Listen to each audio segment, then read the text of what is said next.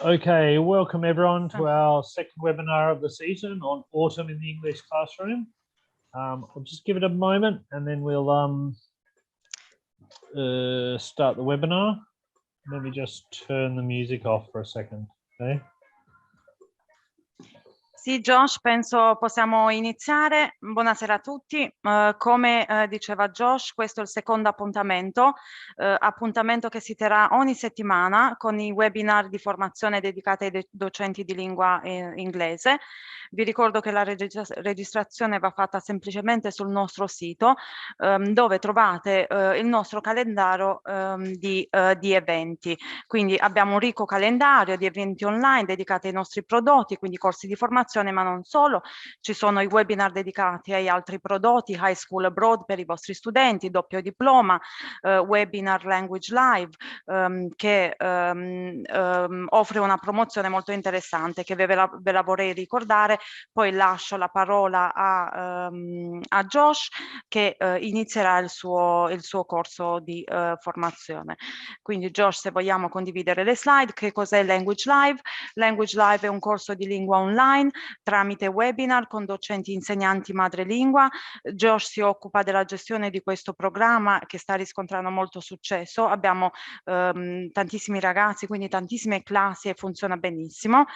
I vantaggi, ci sono tantissimi vantaggi, ovviamente imparare in qualunque posto, in qualsiasi momento, basta un tablet, una connessione internet ed è fatta. C'è la possibilità di programmare gli orari e i giorni, quindi è un corso flessibile e va scelto in base ai propri impegni, quindi molto flessibile da questo punto di vista. I progressi garantiti e monitorati sono visibili in tempo reale, quindi ogni studente avrà un accesso all'area riservata dove potrà monitorare i progressi. Salvatempo, ovviamente da casa, non stress, non bisogna spostarsi, quindi si evita il traffico che è tornato con l'apertura delle scuole, quindi è sicuramente un corso salvatempo, economico. I corsi Language Live sono accessibili, quindi sul sito mlalanguagelive.com ci sono anche tutti i prezzi dei corsi. Certificazioni, si può fare un corso tailor made, quindi una preparazione a una certificazione, oppure un semplice corso General English. Ambiente di apprendimento focalizzato, quindi c'è l'attenzione alle esigenze specifiche di ogni singolo studente. Qual è la promozione? E perché vi ho parlato di Language Live? Perché c'è una promozione imperdibile. Ogni mercoledì si terrà un webinar dedicato al corso MLA Language Live e chi partecipa a questo corso riceverà un codice che offre in omaggio 5 lezioni gratis. Quindi chi partecipa a fine webinar riceverà un corso che potrà utilizzare e con quel corso si aggiudicherà le 5 lezioni gratis. Quindi questa è la promozione di cui vi volevo parlare. Vi ricordo che il webinar Language Live si terrà ogni mercoledì alle ore 17 e come dicevo all'inizio sul nostro sito c'è un ricco calendario di eventi dove vi potete registrare per avere informazioni sui nostri prodotti. Adesso do la parola a Josh che inizierà il suo corso di formazione. Ok, grazie, enjoy. Thank you, Josh. Thank you, Alina. Okay, and I hope everyone is interested in this Language Live promotion that we're running at the moment. Okay. Anyway, we'll start, and as always, just a reminder that you will receive a certificate of participation in the webinar handout. If you don't receive it, check your spam first, and then email us at Formazione, and I'll make sure it comes out to you. You know, sometimes we miss someone, okay? Autumn is the season of falling leaves, going back to school like we looked at last week, and wearing heavier, thicker, warmer clothes and looking forward to Christmas, okay? It's a very evocative season which English teachers can draw upon to plan inspiring lessons, okay? In Britain, autumn is the season of Bonfire Night, okay? While in the UK, in the USA, I believe, Thanksgiving takes place. These particular festivities can be used to educate students all about English speaking culture and encourage them to speak about their own traditions, not just the traditions of Britain and the USA and other English-speaking countries, but use those as an example and speak about their own traditions. Okay. We won't be talking about Halloween this evening, even though it does occur during autumn, because it will be the focus of a later webinar. As you might imagine, it'll be the week before Halloween. So I hope you'll join us with that later one. Okay. Some people have written already in the chat, but tell us about your favorite aspects of autumn. Have you got any local traditions? And let us know also that if you've ever taught things about autumn in your classes. Okay, you can keep those going on in while we continue. Just the objectives of this class, as always. You should be able to, by the end of this webinar, incorporate vocabulary and themes of autumn into your English classes. You'll be better able to arouse students' curiosity about foreign and local traditions in order to encourage production of spoken and written English. Okay? And also, of course, to present a little bit of literature. We have a bit of literature this evening on the theme of autumn in an interesting and engaging manner. So these are all the things that we hope we should be able to do by the end of this webinar. Okay. I thought we'd begin a little bit with some vocabulary. Okay. As you might know, in America, they generally don't say autumn. They use the expression fall. Okay, but it has whatever term we're using for the season, it has a lot of associated vocabulary. So we found a very good online video on YouTube that talks about this. So we can have a look at this, and you'll get the link in the handout too. Okay, so let's have a look at this for a moment.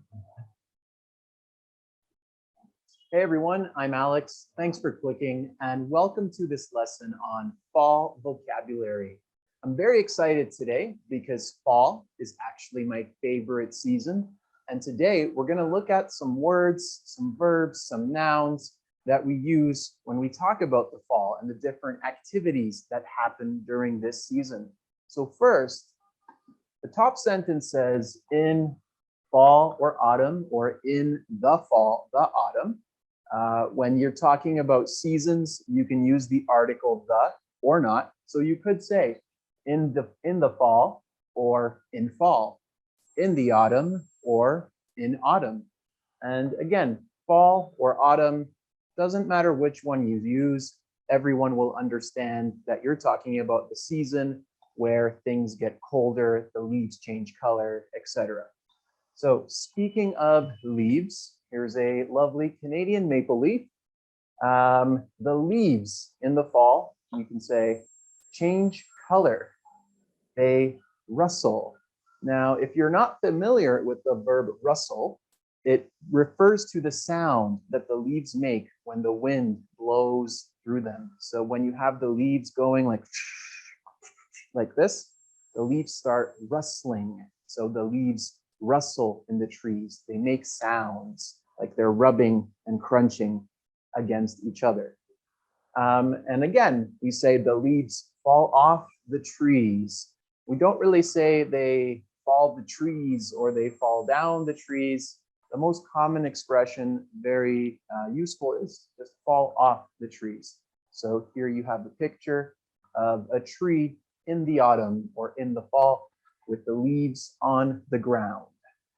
Now, in the fall, here are some things that you have to do. Number one, you have to bundle up.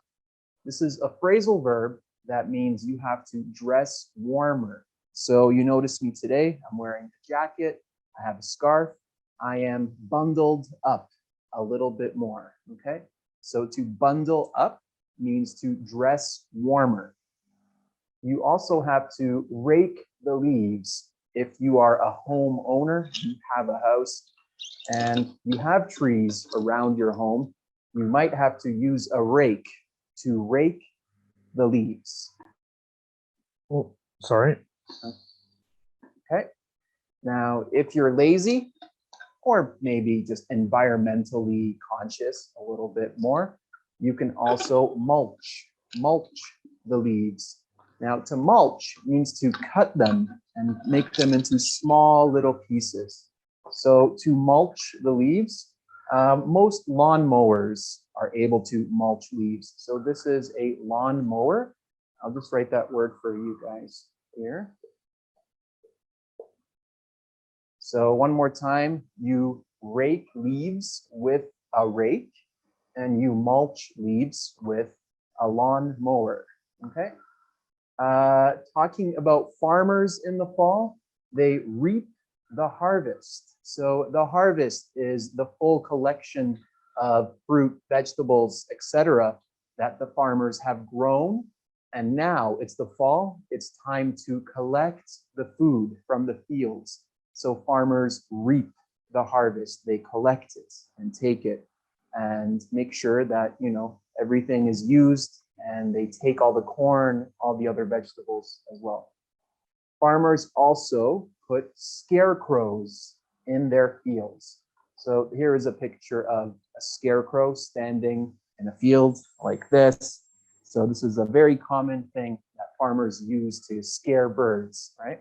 So remember the word scarecrow. If you've seen the Batman movies, the scarecrow, there's the inspiration.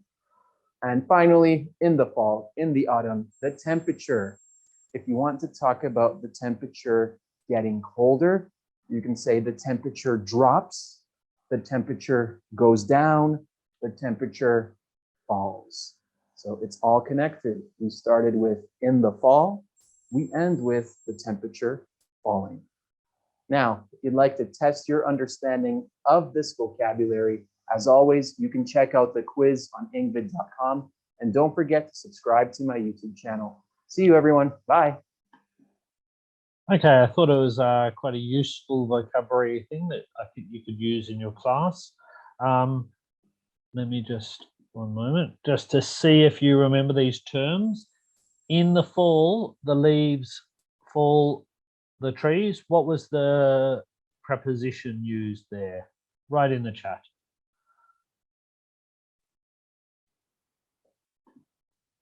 We also have, sorry, let me just pause that. Okay. So do we have from, down, or off? Okay. Farmers use what to frighten birds? Okay. Anyway, let's go on. Okay, so we're talking about Bonfire Night, a tradition, particularly in Britain, okay, particularly in England, I might say, but around the UK in general. Okay, here we have some pictures of some very common things there. There is a rhyme that is very commonly used. You can see it in that image there, although the first part is probably the most famous. Remember, remember the 5th of November. Okay, the gunpowder treason and plot. I see no reason why gunpowder treason should ever be forgot. Okay, this is a rhyme that's quite commonly learnt in British schools. Okay, to remind people why the 5th of November is celebrated as this bonfire night. Okay, this is the original version. See if you can see how the English language has changed. Do you notice any of these things? Not so much in the one that I just repeated, but in the image there. Can you see any words that we wouldn't use? So going on from there, we have Guy Fawkes. 'Twas his intent to blow up king and parliament. 70 barrels were laid below to prove old England's overthrow. By God's mercy he was catched with a dark lantern and lighted match. Holla boys, let the bells ring. Holla boys, God save the king. Okay. As some people have said, yeah, forgot is a form there. Okay, so yeah, we certainly use forgotten. Okay, there. Although we do, I guess, have that remainder with get, got. Okay, the past participle. Okay. Angela asked us, twas is towards. Actually, twas is a form that means it was, as Giuseppina said there. Okay, it's a contracted form that doesn't really exist anymore, although it's quite commonly found in things of maybe about 200 or more years old. You'll find it in Shakespeare a bit. Okay, even twere. Okay. So those are some things about Bonfire Night. We also have a video here, another video, okay, and we have some listening comprehension sheet, okay. You should be able to see that there on the right of your screen. I don't know if it's big enough, but you will see it in the handout. So let's have a look at another video, because I think also civics lessons might be enriched by people knowing a little bit about Bonfire Night in Britain. Okay, so let's have a look. Okay. November brings fires and fireworks. Sometimes you will hear people say, "Remember, remember the 5th of November." They are talking about Guy Fawkes Night. The story of Guy Fawkes Night begins in 1605. At that time, James I was King of England. But some people did not want him to be king because they followed a different religion from James. So a group of them, a man called Guy Fawkes and his friends, made a plot to kill King James and his government at the Houses of Parliament in London on the 5th of November, 1605. They put 36 boxes of gunpowder in a room underneath the Houses of Parliament because they wanted to kill a lot of people. But the plan did not work. The king's soldiers found Guy Fawkes and the gunpowder. They sent him to prison in January 1606. Guy Fawkes and some of his friends were killed in front of the Houses of Parliament. When people heard that the plotters were dead, they celebrated with lots of fires in the streets.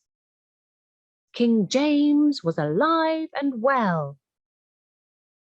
Since that time, every year on the 5th of November in most parts of Britain, people build a big fire outside with all the dead leaves and old pieces of wood that they do not want. Children push newspaper into old clothes to make something that looks like a man. They call it a guy, after Guy Fawkes. And sometimes they carry the guy around the streets to show people. They say, "Penny for the guy," and ask people for money for fireworks. Some people have a bonfire with fireworks in their garden. But fireworks are expensive, so often people have one big party together in a park or a field.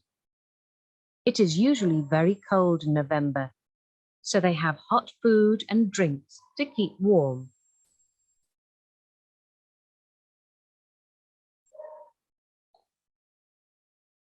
Okay, again, a useful video there, I think, to talk about that. Okay.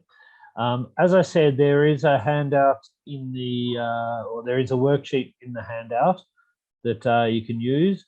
And we've even put in some debate questions, okay, at the end. So you have a debate about it. You know, it's something that was, until recently, I guess everyone was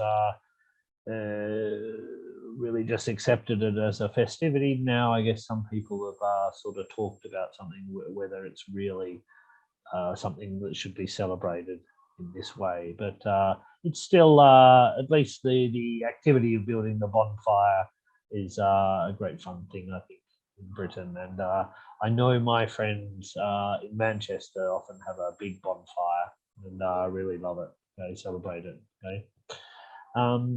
Oop, I want to start that again. We've also got some information about Thanksgiving Day, which is something that happens in America. Okay. What do you know about Thanksgiving? So let us know in the chat. Okay.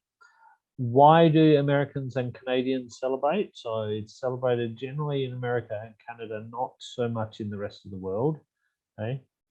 And when are the celebrations? So let us know in the chat if you know any of these things. Okay.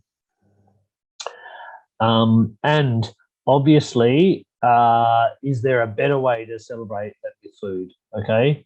So which foods can you spot there, which are traditional foods for Thanksgiving in America and in Canada, I guess, too? Okay.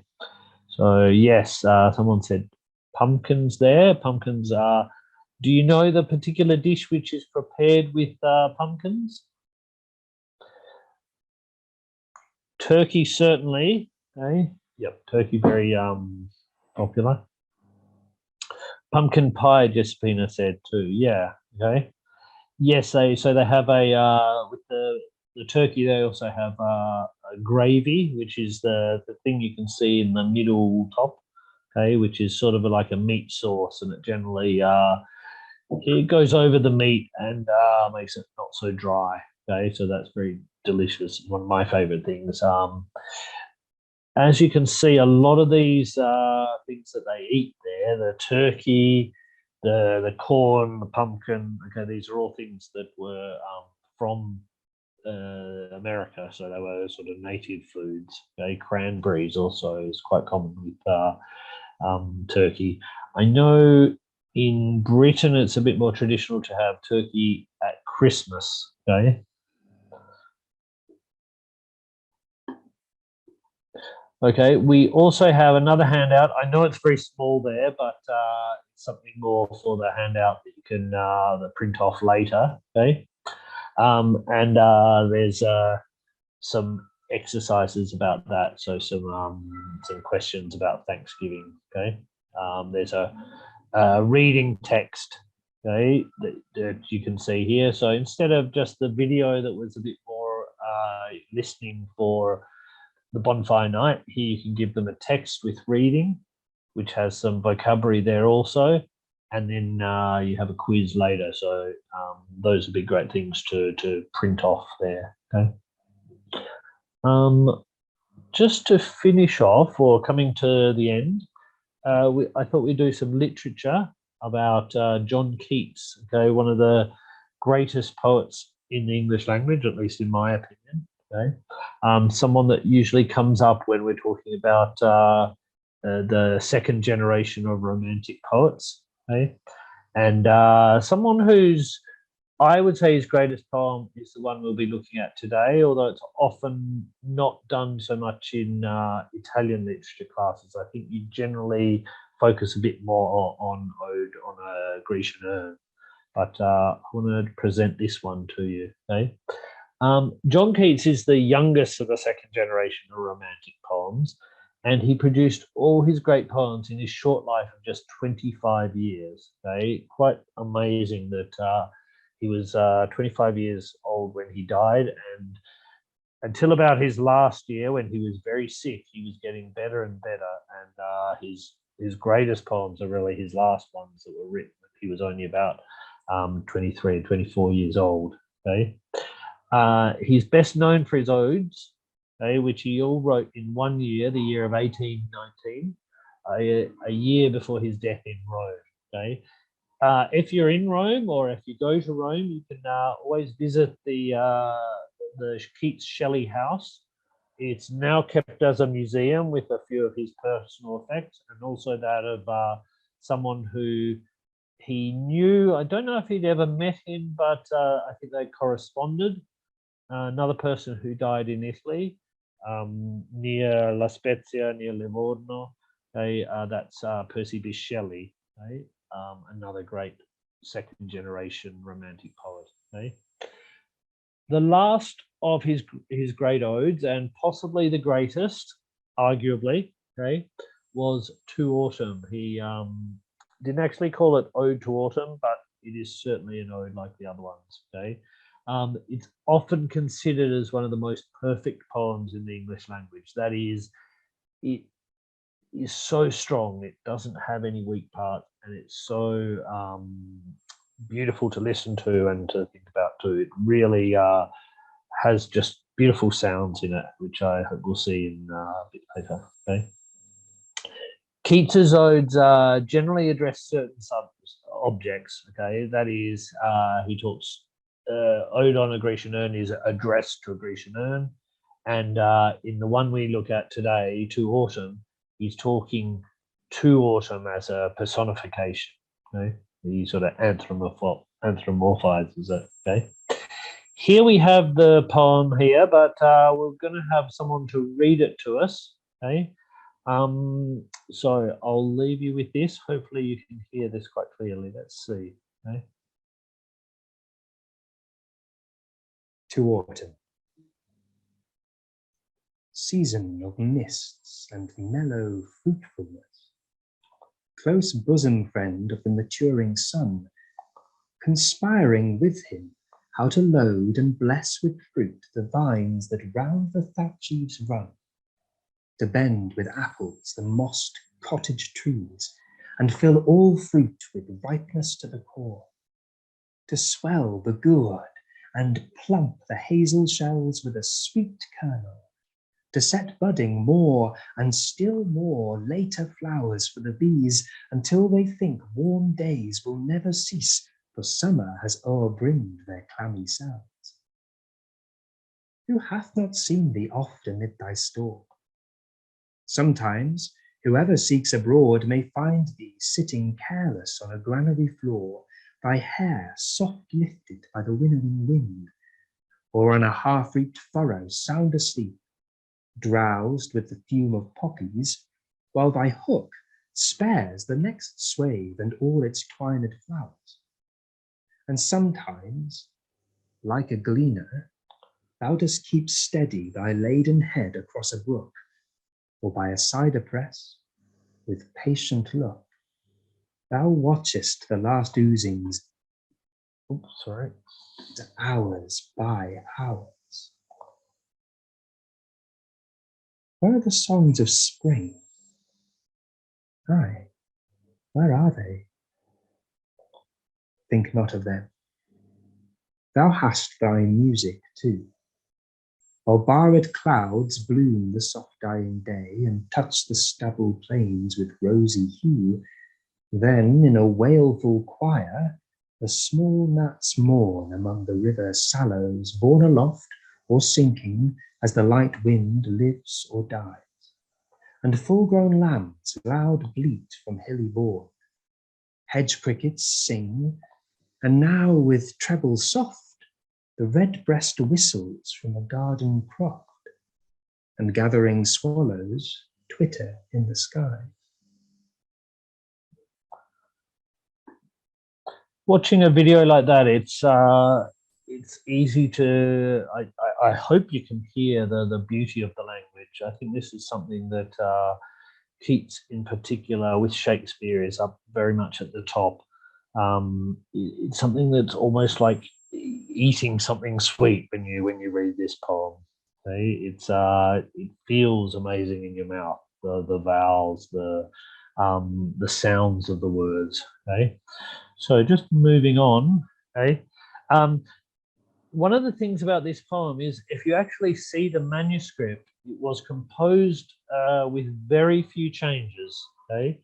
But it's amazing because it really shows that he composed it very much in his mind before, maybe not consciously, but there are divided into the three stanzas. It has takes three different approaches, okay. So in the first stanza, it really talks about the fruitfulness, the bounty of the autumn harvest.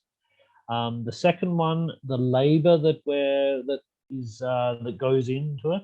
Okay, and then in the last part of the last stanza, we have about the decline. Okay, the end of autumn moving towards winter. Okay. In each stanza also describes part of a day. The first one sort of focuses a bit more on the morning.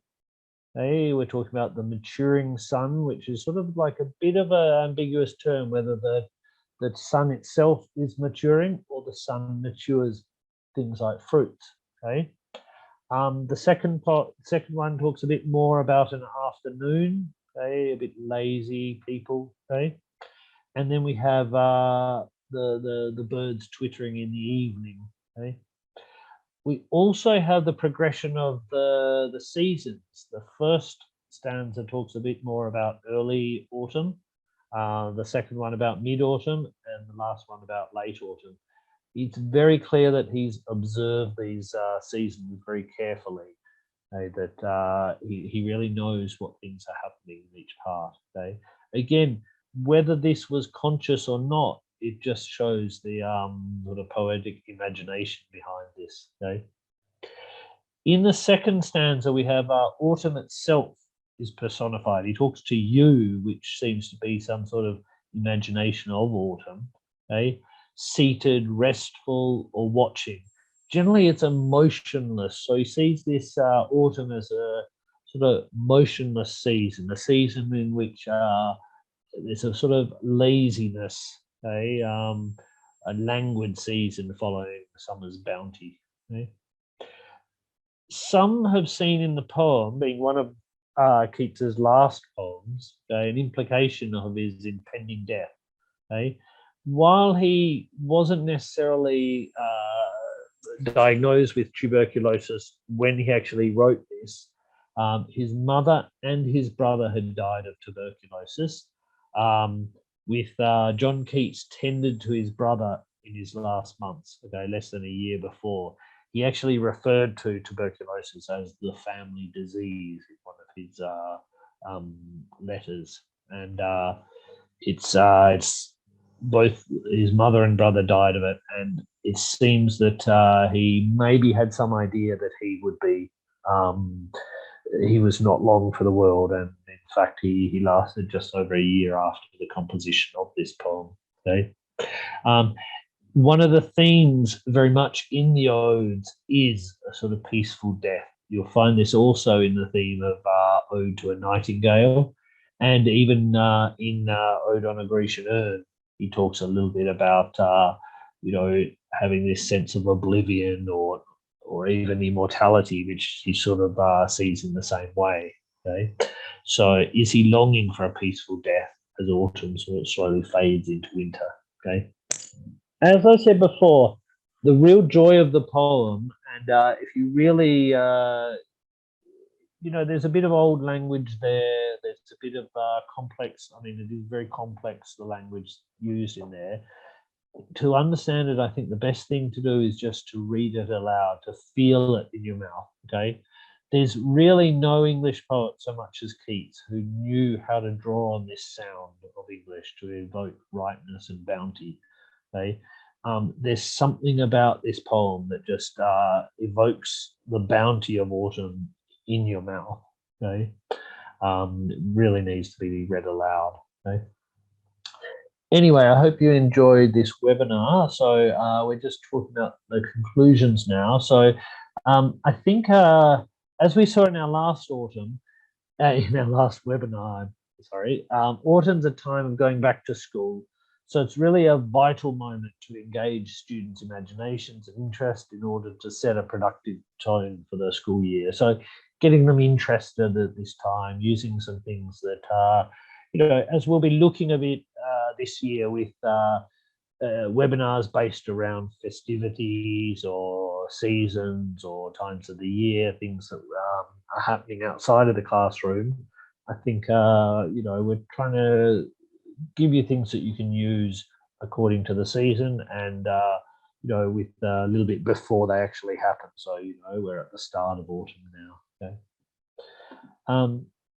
It is arguably the prettiest time of the year in many parts of the world, including Italy, I think. Okay.